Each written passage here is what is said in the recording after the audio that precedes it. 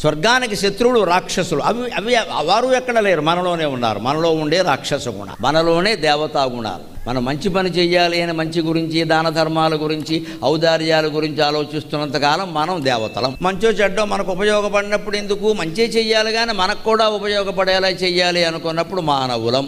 ఆడు గొడవ మనకెందుకు, మన గొడవ మనకు ఉండాలి కానీ అంటే రాక్షసులం. ఇప్పుడు ఎక్కడున్నారు రాక్షసులు? మొత్తం ఈలోనే ఉన్నారు. కృతయుగంలో దేవతలు వేరే లోకంలో, రాక్షసులు వేరే లోకంలో ఉండేవారు. రాక్షసులు పాతాళంలో ఉండేవారు, దేవతలు స్వర్గంలో ఉండేవారు. త్రేతాయుగంలో దేవతలు రాక్షసులు ఒకే లోకంలో ఉన్నారు. రాముడు భూలోకమే, రావణుడు భూలోకమే. ఇంకా ద్వాపరయుగం వచ్చేసరికి ఏం జరిగింది తెలుసా? దేవతలు రాక్షసులు ఒకే లోకంలో కాదు, ఒకే ఇంట్లో ఉన్నారు, పైన కింద అపార్ట్మెంట్లు.